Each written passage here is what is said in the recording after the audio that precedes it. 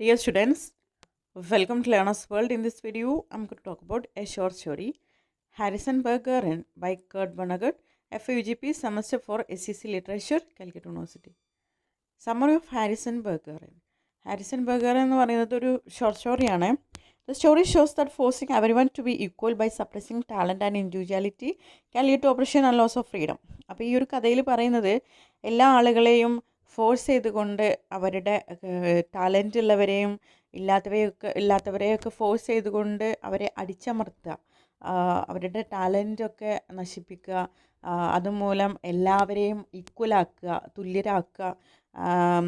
ഇത് അടിച്ചമർത്തലുകളിലേക്കും അതോടൊപ്പം തന്നെ സ്വാതന്ത്ര്യമില്ലായ്മയിലേക്കൊക്കെ ലീഡ് ചെയ്യുന്ന ഒരു കഥയാണിത്.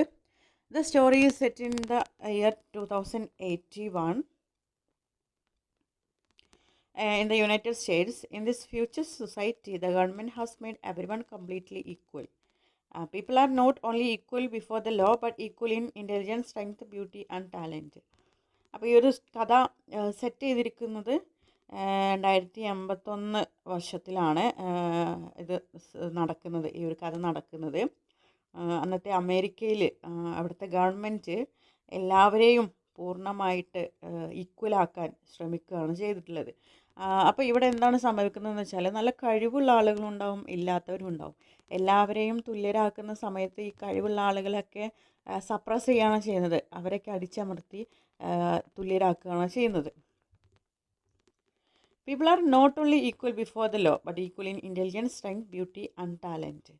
അപ്പോൾ അവിടുത്തെ ആളുകൾ നിയമത്തിന് മുന്നിൽ മാത്രമല്ല, ബുദ്ധിയിലും ശക്തിയിലും സൗന്ദര്യത്തിലും കഴിവുകളിലും ഒക്കെ ഒരുപോലെ ആയിരിക്കണം എന്നുള്ളതാണ് ഗവൺമെൻറ് പറയുന്നത്. This equality is enforced through the 211th and 212th and 213th amendments to the Constitution. The government department responsible for maintaining this equality is led by the handicapper general named Diana Moon Glambers. അപ്പോൾ ഈ സമത്വം ഉറപ്പാക്കാൻ, അതായത് കഴിവുള്ളവനും ഇല്ലാത്തവനും ഒക്കെയുള്ള തുല്യത ഉറപ്പാക്കാൻ, അപ്പോൾ കഴിവുള്ള ആളുകളെ കണ്ടില്ലെന്ന് നടിച്ച് അവരെ സപ്രസ് ചെയ്തുകൊണ്ടാണ് ഈ ഒരു ഇക്വാലിറ്റി ഉണ്ടാക്കുന്നത്. ഈ ഒരു സമത്വം ഉറപ്പാക്കാൻ വേണ്ടിയിട്ട് 211 അതുപോലെ 212 213 ഭരണഘടനാ ഭേദഗതികൾ കൊണ്ടുവന്നു എന്നാണ് പറയുന്നത്. ഇതിനെ നിയന്ത്രിക്കുന്നത് ഹാൻഡിക്യാപ്പർ ജനറൽ എന്ന ഉദ്യോഗസ്ഥയാണ്. അവരുടെ പേരാണ് ഡയാന മൂൺ ഗ്ലാംബേഴ്സ്. അപ്പോൾ അവരാണ് ഇതൊക്കെ നിയന്ത്രിക്കുന്നത്. To make everyone equal, people who are naturally talented must wear different kinds of handicaps. അപ്പോൾ ഇവിടെ വരുന്നൊരു കാര്യം എന്താ വെച്ചാൽ, എല്ലാവരെയും തുല്യരാക്കുന്ന സമയത്ത് അതായത് അവർക്ക് നാച്ചുറലി നല്ല കഴിവുള്ള ആളുകളുണ്ടാവും ജന്മന, അവരെ എന്തായാലും നിർബന്ധമായിട്ടും പലതരത്തിലുള്ള ഹാൻഡിക്യാപ്സ്, അതായത് പരിമിതികൾ അവർ ധരിക്കണം എന്നാണ് പറയുന്നത്. Intelligent people must wear small radios in their ears that make loud noises every 20 seconds so they cannot think clearly. അതായത് നല്ല ബുദ്ധിയുള്ള ആളുകൾ അവരുടെ ചിന്ത തടയാൻ വേണ്ടിയിട്ട് അവരുടെ ചെവിയിൽ ചെറിയ റേഡിയോ ധരിക്കണം എന്നാണ് പറയുന്നത്. അങ്ങനെ ധരിക്കുന്നതിലൂടെ അവർക്ക് ചിന്തിക്കാനുള്ള കഴിവ് നഷ്ടപ്പെടുകയാണ്. അവരെന്ത് ചെയ്യുന്നത്,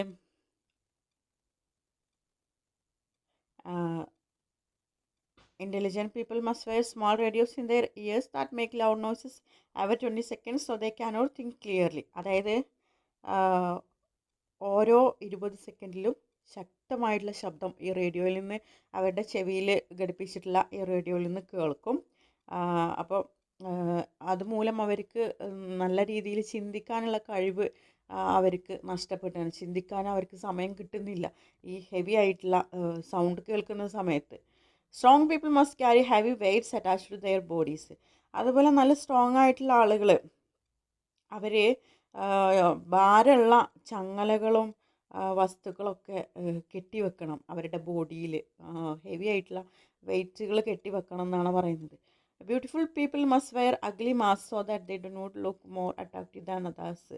അതുപോലെ തന്നെ സുന്ദരികളായിട്ടുള്ള ആളുകൾ അവരുടെ സൗന്ദര്യം പുറത്ത് കാണിക്കാതിരിക്കാൻ, മറ്റുള്ളവരെ ആകർഷിക്കാതിരിക്കാൻ അവർ മുഖത്ത് വൃത്തികെട്ട ഒരു മുഖാവരണം ധരിക്കണം എന്നാണ് പറയുന്നത്. അതുപോലെ dancers must wear weights and mask so they cannot dance better than others. അതുപോലെ നല്ല നൃത്തം ചെയ്യുന്ന ആളുകൾ അവർ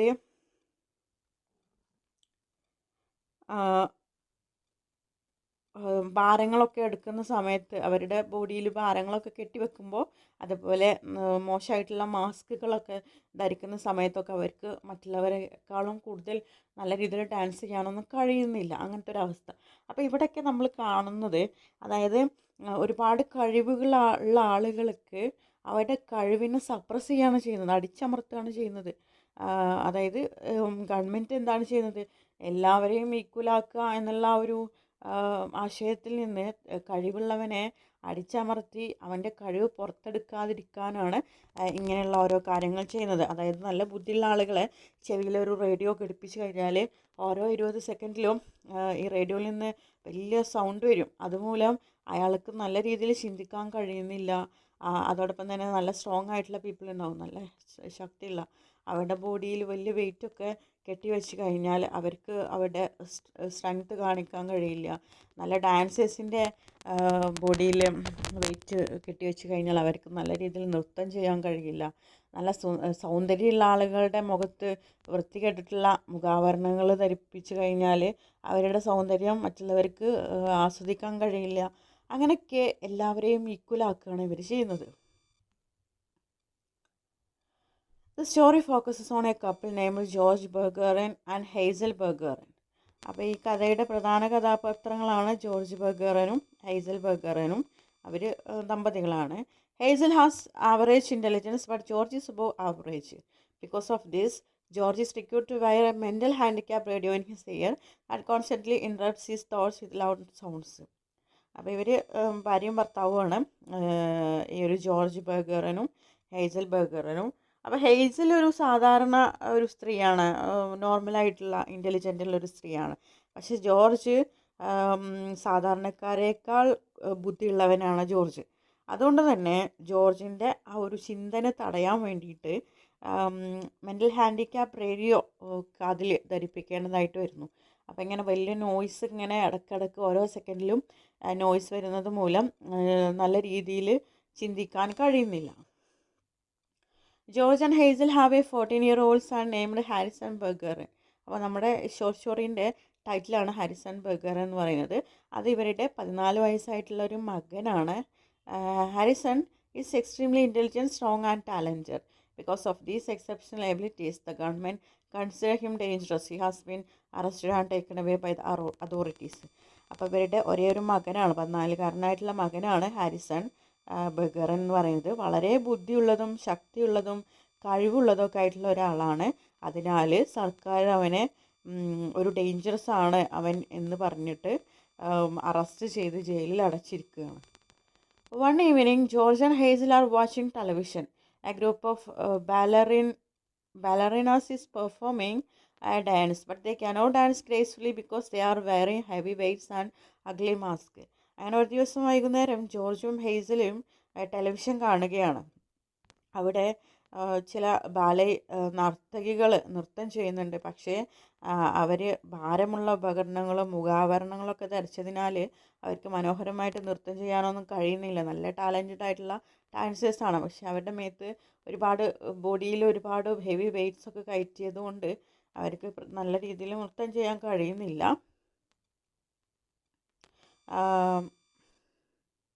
Hazel feels that the dances look sad, but George cannot think much about it because the loud noises from his handicap radio keep interrupting his thoughts.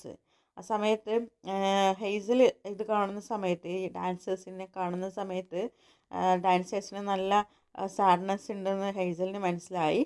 ജോർജിക്ക് അതിനെക്കുറിച്ചിട്ട് അധികം ചിന്തിക്കാൻ കഴിയുന്നില്ല. കാരണം ജോർജിൻ്റെ കാതിൽ ഒരു റേഡിയോ ഉണ്ട്, അതിൽ നിന്ന് ഇടയ്ക്കിടയ്ക്ക് വലിയ വലിയ ശബ്ദം ഉണ്ടാക്കിയിട്ട് അവൻ്റെ ചിന്തേനെയൊക്കെ തടയുകയാണ് ചെയ്യുന്നത്.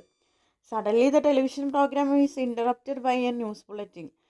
പെട്ടെന്നാണ് ടെലിവിഷൻ ആ ഒരു പരിപാടി ഒരു വാർത്താ പ്രഖ്യാപനത്തിനായിട്ട് നിർത്തപ്പെടുന്നത്. The announcer tries to read the news but has a speech problem, so he struggled to speak clearly. Finally, a ballerina reads the news announcement. അങ്ങനെ വാർത്ത വായിക്കേണ്ട അനൗൺസർ സംസാരിക്കാൻ ബുദ്ധിമുട്ടുള്ള ആളായിരുന്നു. അതിനാൽ ഒരു ബാലെ നർത്തകി വാർത്ത വായിക്കുന്നുണ്ട്. She reports that Harrison burger has escaped from prison and wands people that he is extremely dangerous. അപ്പോൾ അവൾ വായിക്കുന്ന വാർത്ത എന്ന് പറയുന്നത് ഹാരിസൺ ബർഗറൻ ജയിലിൽ നിന്ന് രക്ഷപ്പെട്ടു, അവൻ വളരെ അപകടകാരിയാണ്. ആരാണ് ഈ ഹാരിസൺ ബർഗറൻ? ഇവരുടെ 14 വയസ്സായിട്ടുള്ള മകനാണ്. അവൻ നല്ല ടാലൻറ്റഡ് ആയിട്ടുള്ള കുട്ടിയാണ്. അതുകൊണ്ട് തന്നെ ഗവൺമെൻറ് പ്രഖ്യാപിച്ചിരിക്കുകയാണ് അവനെ ഡേഞ്ചറസ് ആണ് നമുക്കൊക്കെ എന്ന് പറഞ്ഞിട്ട് ജയിലിലടച്ചായിരുന്നു. അപ്പോൾ അവൻ ജയിൽ ചാടി എന്നുള്ള വാർത്തയാണ്. പക്ഷേ ഈ ദമ്പതികൾക്ക് മനസ്സിലാവുന്നില്ല അത് തൻ്റെ മകനാണെന്ന്. കാരണം ഇതിൽ ജോർജിൻ്റെ ചെവിയിൽ ഇങ്ങനെ വലിയ വലിയ സൗണ്ട് വരുന്നതുകൊണ്ട് അവന് നല്ല രീതിയിൽ ചിന്തിക്കാൻ കഴിയുന്നില്ല ഇത് തൻ്റെ മകനാണെന്ന്. അതുപോലെ ഹെയ്സലിനും തൻ്റെ മകനാണെന്ന് ഐഡൻറ്റിഫൈ ചെയ്യാൻ കഴിയുന്നില്ല. Just as the announcement ends, Harrison suddenly appears in the television studio. He is huge, strong, and covered with many handicaps such as heavy weights, glasses, earphones, and a red rubber ball on his nose. അപ്പോൾ വാർത്ത കഴിഞ്ഞ ഉടനെ Harrison television സ്റ്റുഡിയോയിലേക്ക് കടന്നു വരുന്നുണ്ട്. അവന് വളരെ ഉയരമുള്ളവനും ശക്തിയുള്ളവനാണ്. അവൻ്റെ ശരീരത്തിൽ നിരവധി ഹാൻഡിക്യാപ്സ് കെട്ടിയിരിക്കുന്നു. അതായത് ഭാരമുള്ള ചങ്ങലകൾ, കാതിലൊക്കെ ഹെവി വെയ്റ്റ്സ് കെട്ടി വെച്ചിട്ടുണ്ട്, വലിയ കണ്ണട, മൂക്കിൽ ചുവന്ന റബ്ബർ പന്ത് തുടങ്ങിയിട്ടുള്ള കാര്യങ്ങളൊക്കെ ചെയ്തിട്ടുണ്ട്. ഇതൊക്കെ അവൻ്റെ ടാലൻറ്റിനെ ഇല്ലാതാക്കി സമത്വം വരുത്താൻ വേണ്ടിയിട്ടാണ്. Harrison proudly declares that he is the emperor and orders everyone to obey him. അപ്പോൾ ഹാരിസൺ അവിടെ ആ ഒരു ന്യൂസ് സ്റ്റുഡിയോയിൽ വന്നിട്ട് ഞാൻ എംപറർ ആണെന്ന് പറയുന്നു, എല്ലാവരും എന്നെ അനുസരിക്കണം എന്ന് പറയുന്നുണ്ട്. Harrison then begins to remove his handicaps. He tears off the heavy weights and destroys the devices that limit his abilities. After freeing himself, he chooses one of the ballerinas to be his empress. He removes her handicaps and masks, revealing her beauty and grace. അങ്ങനെ Harrison എന്ത് ചെയ്യുന്നു? എൻ്റെ എല്ലാ ഹാൻഡിക്യാപ്സുകളും പൊട്ടിച്ചെറിയുന്നുണ്ട്. അതായത് അവൻ്റെ ശരീരത്തിലുണ്ടായിരുന്ന ഒരുപാട് വെയ്റ്റ്സൊക്കെ കെട്ടിവെച്ചിട്ടുണ്ടായിരുന്നു. അതുമൂലം അവൻ്റെ ടാലൻറ്റിനൊക്കെ ഇല്ലാതാക്കാൻ വേണ്ടിയിട്ട് അതൊക്കെ പൊട്ടിച്ചെറിഞ്ഞ് അവിടെ ഒരു ബാലെ നർത്തകി ഉണ്ടായിരുന്നു. അവളെ എംപ്രസ്സായി തിരഞ്ഞെടുക്കുന്നുണ്ട്. അവളുടെ മുഖാവരണവും അവളുടെ ബോഡിയിലുള്ള ഭാരങ്ങളൊക്കെ നീക്കം ചെയ്യുന്നു. അപ്പോൾ അവളുടെ യഥാർത്ഥ സൗന്ദര്യം അതുപോലെ അവളുടെ ടാലൻറ്റൊക്കെ പുറത്ത് വരുന്നു. Harrison and the ballerina begin to dance together. With all the handicaps, they move with incredible strength and elegance. They leap high into the air, almost touching the ceiling. Their dance shows the beauty and freedom of human talent, and it is not restricted. ആ സമയത്ത് ഹാരിസണും ആ ballet നർത്തകിയും ഒരുമിച്ച് നൃത്തം ചെയ്യുന്നുണ്ട്. ഇപ്പോൾ അവർക്കൊന്നും തടസ്സങ്ങളില്ല. അതായത് നല്ല കഴിവുള്ള ഒരു പെൺകുട്ടിയായിരുന്നു അത്, നല്ല സൗന്ദര്യം ഉണ്ടായിരുന്നു. പക്ഷെ അവളെ ഈക്വലാക്കാൻ വേണ്ടിയിട്ട് അവളുടെ മേത്ത് ഒരുപാട് ബോഡി വെയ്റ്റുകളൊക്കെ കെട്ടിവെച്ച്, അവളുടെ ബോഡിയിൽ വെയ്റ്റ് കെട്ടിവെച്ച്, അവളുടെ മുഖത്ത് വികൃതമായിട്ടുള്ള ഒരു മാസ്കൊക്കെ ധരിപ്പിച്ച് അവളുടെ സൗന്ദര്യം ഒന്നും മറ്റുള്ളവർക്ക് കാണാൻ കഴിഞ്ഞില്ല. ഇപ്പോൾ അതൊക്കെ റിമൂവ് ചെയ്തപ്പോൾ നല്ല ഭംഗിയുള്ള ഒരു പെൺകുട്ടിയാണ്, നല്ല കഴിവുള്ള. അപ്പോൾ ഹാരിസണും ഈ പെൺകുട്ടിയും കൂടി നല്ല രീതിയിൽ നൃത്തം ചെയ്തു. അവർ നൃത്തം ചെയ്ത് ഇങ്ങനെ വായുലിയുടെ സഞ്ചരിക്കുകയാണ്. സീലിങ്ങൊക്കെ അവർക്ക് ടച്ച് ചെയ്യാൻ പറ്റുന്ന രീതിയിൽ അവർ നൃത്തം ചെയ്യുന്നുണ്ട് എന്നാണ് പറയുന്നത്. ഇപ്പോൾ അവർക്കൊന്നും തടസ്സമില്ല. അവർ അതിവിശിഷ്ടമായിട്ടുള്ള രീതിയിൽ ചാടുകയും നൃത്തം ചെയ്യുകയൊക്കെ ചെയ്യുന്നുണ്ട്. അവർ വളരെ ഉയരത്തിൽ ചാടി മുകളിലെ മേൽക്കൂരക്ക് അടുത്തെത്തുന്നു. ഈ നൃത്തം മനുഷ്യൻ്റെ യഥാർത്ഥ കഴിവും സ്വാതന്ത്ര്യവും എത്ര മനോഹരമാണെന്ന് കാണിക്കുന്നുണ്ട്. However, this moment of freedom does not last long. The handicapped General Diana Moon Glamour suddenly enters the studio carrying a shotgun. Without hesitation, she shoots Harrison and the ballerina. Both of them die instantly. എന്നാൽ ഈ ഒരു സ്വാതന്ത്ര്യം, ഇവർക്ക് കിട്ടിയിട്ടുള്ള ഈ ഒരു freedom അധിക നേരം നീണ്ടു നിൽക്കുന്നില്ല. അപ്പോൾ ഹാൻഡിക്യാപ്ഡ് ജനറൽ ഡയാന മൂൺ ഗ്ലാംബേഴ്സ് സ്റ്റുഡിയോയിലേക്ക് ഒരു ഷോട്ട് ഗൺ എടുത്ത് ഓടി വരുന്നുണ്ട്. അവൾ ഹാരിസനെയും ആ ബാലെ നർത്തകിയെയും വെടിവെച്ച് കൊല്ലുകയാണ് ചെയ്യുന്നത്. അവർ രണ്ടുപേരും അപ്പോൾ മരണപ്പെടുന്നുണ്ട്. After killing then Diana Moon Glampers orders the musician to put their handicaps back on. The television broadcast suddenly goes black. അപ്പം അത് കഴിഞ്ഞിട്ട് അവർ മരിച്ചു. അതിനുശേഷം ഈ ഡയാന മൂൺ ഗ്ലാംബേഴ്സ് അവിടെയുള്ള സംഗീതജ്ഞന്മാരോട് അവരുടെ ഹാൻഡിക്യാപ്സ് വീണ്ടും ധരിക്കാൻ പറയുന്നുണ്ട്. ഉടൻ തന്നെ ടെലിവിഷൻ സ്ക്രീൻ കറുപ്പാകുന്നു. At home, George briefly leaves the room to get a drink. When he returns, Hazel is crying because of something sad she saw on television. അങ്ങനെ ഇതിലൂടെ ജോർജ് എന്ത് ചെയ്യുന്നുണ്ട്, കുറച്ച് നേരം അടുക്കളയിലേക്ക് പോകുന്നുണ്ട് ഡ്രിങ്ക് എന്തെങ്കിലും കുടിക്കാൻ വേണ്ടിയിട്ട്. തിരിച്ചു വന്നപ്പോൾ ഹെയ്സൽ കരയുകയാണ്.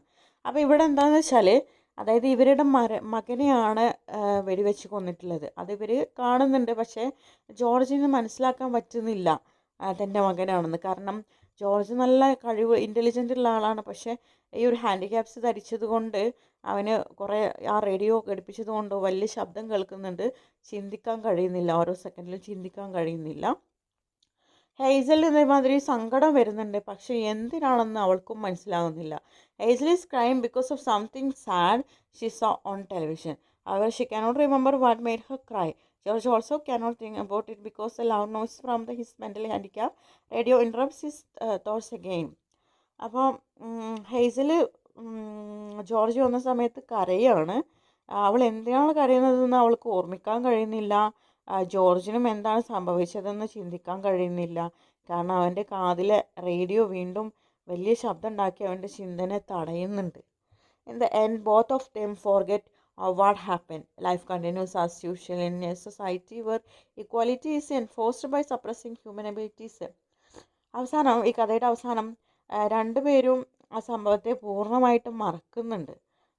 അവിടുത്തെ ഗവൺമെൻറ് നിർബന്ധമായിട്ടുള്ള ഇക്വാലിറ്റി കൊണ്ടുവന്ന സമൂഹത്തിൽ ജീവിതം സാധാരണ പോലെ തുടരുകയാണ്.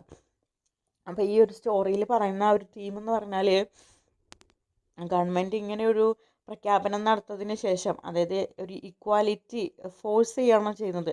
ഫോഴ്സ്ഫുള്ളി നല്ല കഴിവുള്ള ആളുകളെ പോലും സപ്രസ് ചെയ്ത് അവരുടെ ടാലൻറ്റിനൊക്കെ അടിച്ചമർത്തി അവരുടെ ഫ്രീഡം ഒക്കെ നഷ്ടപ്പെടുത്തി ഇക്വാലിറ്റി ഉണ്ടാക്കുകയാണ് ചെയ്യുന്നത് ഈ ഒരു കഥയിൽ. ഓക്കെ.